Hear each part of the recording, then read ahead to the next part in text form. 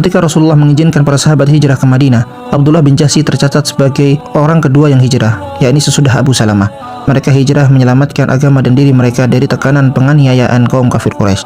Mereka hijrah kepada Allah karena Allah. Untuk itu mereka meninggalkan famili, kerabat dekat, harta kekayaan, dan kampung halaman yang mereka cintai, karena mereka lebih mencintai Allah dan Rasul-Nya. Bagi Abdullah bin Jahsy, hijrah ke Madinah bukanlah merupakan pengalaman baru, karena sebelumnya dia telah pernah hijrah ke Habasyah beserta sebagian keluarganya. Kali ini ia hijrah lebih lengkap dan menyeluruh.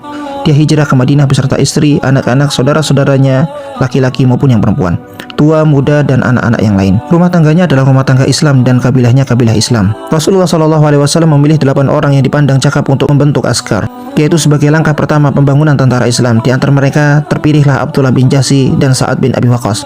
Dalam pengarahannya, Rasulullah mengatakan, "Angkatlah orang yang paling sabar, menderita haus dan lapar di antara kalian untuk menjadi amir atau komandan."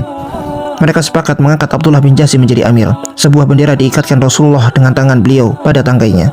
Kemudian diserahkan kepada Abdullah bin Jahsy dengan resmi. Itulah bendera pertama dalam Islam.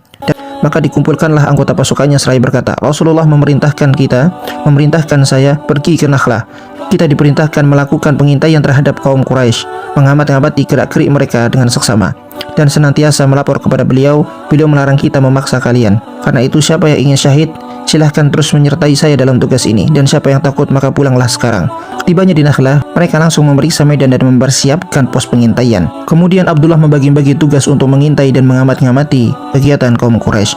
Sementara mereka bersiap-siap, tiba-tiba terlihat di kejauhan sebuah kafilah Quraisy. Di dalamnya terdapat di antara lain 4 orang, yaitu Amr bin Hadrami, Hakam bin Kaisan, Utsman bin Abdullah, dan saudaranya Al-Mughirah.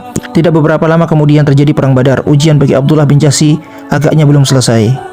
Dia cedera dalam perang tersebut. Sesudah itu menyusul pula perang Uhud, suatu peristiwa yang dialami Abdullah dengan sahabatnya Sa'ad bin Abi Waqqas merupakan kenang-kenangan yang tidak dapat mereka lupakan dalam peperangan ini.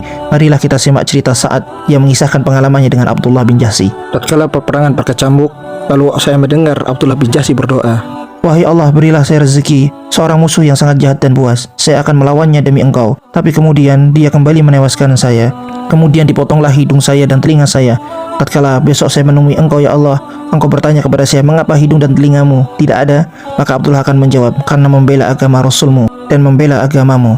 Doa Abdullah bin Jahsy lebih bagus daripada doa saya. Saya temui dia dalam berperang, kudapati dia telah tewas sesuai dengan doanya. Hidung dan telinganya buntung tidak ada atau dipotong oleh seorang. Allah Ta'ala memperkenankan doa Abdullah bin Jahsy. Allah memuliakannya dengan syahid berbarengan dengan pamannya Sayyidus Syuhada Hamzah bin Abdul Muthalib.